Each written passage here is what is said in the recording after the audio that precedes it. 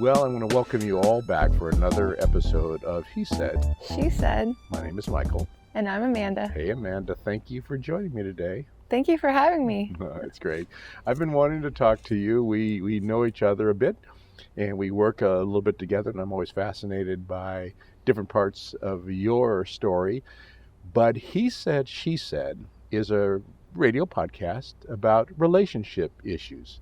So I don't want to get too heavy, get too deeply into your particular relationship, but I would like to get a different perspective, as I have been all along, from different women about issues between men and women. And if you don't want to talk about something specifically that's happening in your particular relationship, you can always say, well, I have a friend who...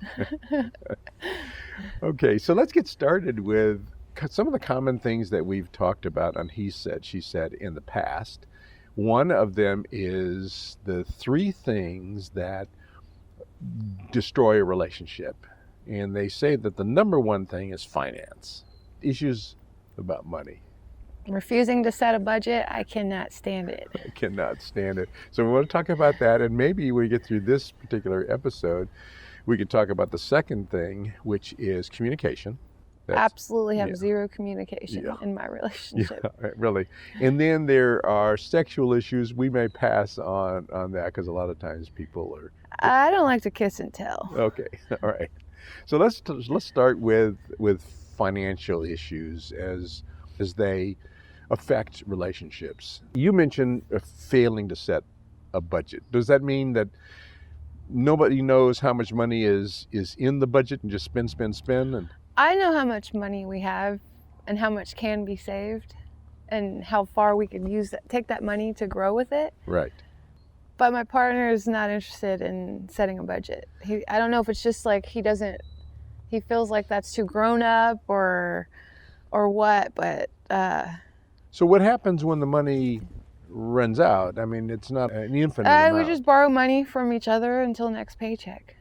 And it balances out? And it just... No, not really.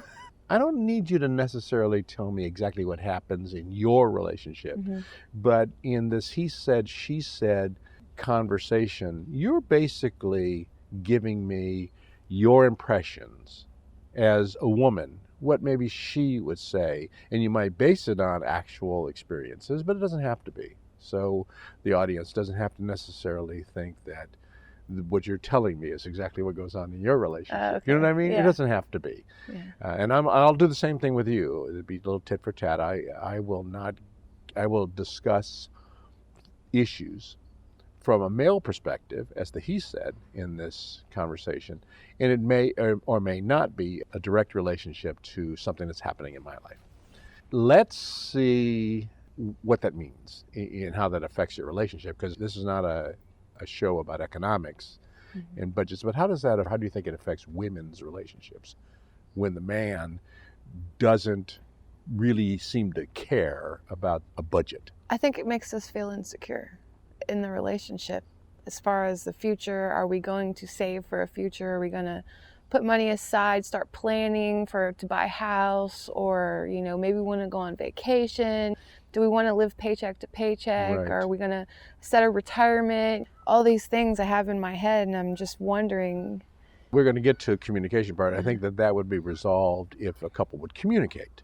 If they would communicate about issues like that, then it would resolve it. But do you think that because you feel insecure under a circumstance like that, where you don't know what the plan is, what the future is, are we saving, are we spending, what happens if?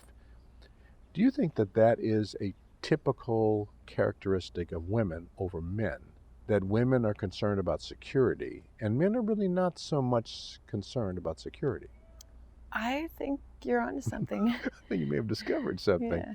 And I don't mean that men are not necessarily good at finance, because if you go to Wall Street, there's a whole bunch of guys out there buying and selling. Well, I mean, like, we make enough money just to spend how we want, but if we did just budget a little bit, I think it would go a lot further. To me, that means that if you make enough money to spend, do you think that guys are so No offense. I'm not saying this is your boyfriend, Yeah. but do you think that guys are generally just immature and they just play with money and they don't really think I of it? think it's more to do with mindlessness or something, just not even concerned Yeah. about it. Yeah. Like he knows he's gonna get it, not. I hate saying he because then I'm talking about my boyfriend, but Guys.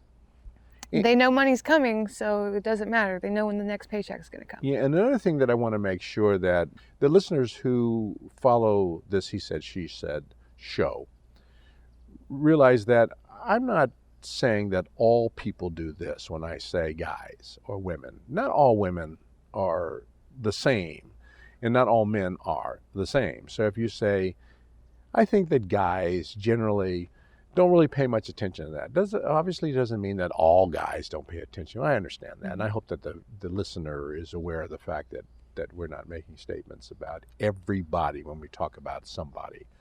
When you're dealing with financial issues in your relationship, how do you deal with it, or do you deal with it at all? I don't think it gets dealt with. You're always in suspense. Yeah. You never Always. know. Never. How does that make you feel? Like a chicken with my head cut off. That's not good for you.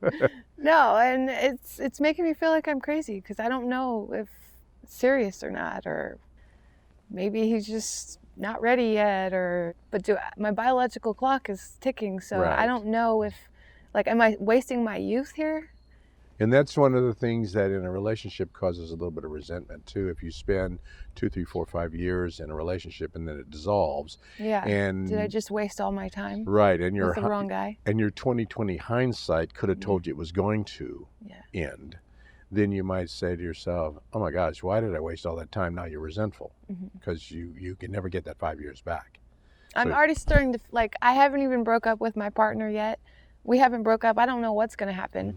But I'm starting to feel resentment already because I'm 31 and we don't have a plan at all. We've been together almost 4 years and I just don't, we're just here. Right. And I don't know what, I know you can't predict the future, but if I just had this little glimpse of hope, this is going to be our life together, then maybe I would commit. I'd put my heart in fully. I would be here. This would be my home. I'd feel safe and secure. Right. I get that.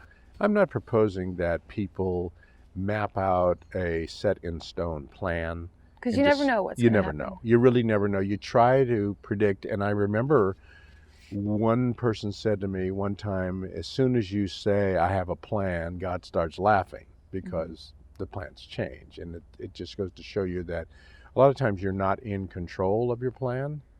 But we're not talking about being in control of the plan. We're talking about a proposal or an estimate of where a relationship is going. So in a relationship where you have two people who aren't on the same page financially, they have no idea where the finances are going and what bills are accumulating or any of that, that is a tough situation for the women because a lot of times women are mothers. You're a mother. You have to prepare for the security of your children. You can't just live spontaneously because you have kids who are growing up and you have to prepare for emergencies happen. Exactly. So when you're in a relationship, do you think that or relationships like that are relationships just that are the victims of having just an immature mate? That person's just not mature? I don't know if it has to do with maturity or not. I guess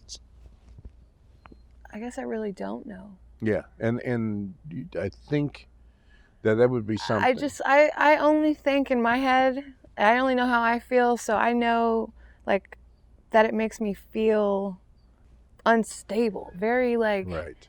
Not sure if this is my home, if this is where, when you date people, are you just dating to have fun, or are you looking for a life partner? Right. That's where I'm at right now. Now, and so that's the issue. Is he in that same place? Is he looking for a life partner, or is he just looking for a companion? Is he just going to be another one of my boyfriends? Right. Am I just another one of his girlfriends? Right. Yeah. I don't want to be another one of somebody's girlfriends. Okay, so let's use that as a kind of a transition to what we're going to talk about also, which was communication. My goal with He Said, She Said is to encourage communication about different issues. So we bring up these issues like the one we're talking about, and we're trying to figure out ways to get people to be willing and able to communicate to solve that problem. So my thought is, if you could sit down with him and say, here's how I feel. When we have enough money coming in, and we take that money and willy-nilly, randomly, mindlessly spend it. We go buy an Xbox. We nickel and dime ourselves. Yes, exactly. We like that nice set of tires, so we go out and I buy a cool set of tires that didn't really even need tires, just because they're cool, or something like that. Or I go out and I buy a new phone because the new phones are out. Or convenience store, waters, just those things. So that's real nickel and dime. Yeah, real nickel and diming. And it adds up. Yes. The funny thing about it is, if you sit down and talk with them and say, look, that stuff adds up. You may or may not see it, but I pay attention to things like that, and that stuff adds up. If we go for coffee every day for $4 or $5 a cup every day, it's $20 or $30 a day. That's $40 or $50 in 2 weeks. Yeah. $40 or $50 in 2 weeks. That's $100 a month for coffee. And you could buy a bag of coffee that'll last you a month for $8. Yeah. And you could sweeten it for $5.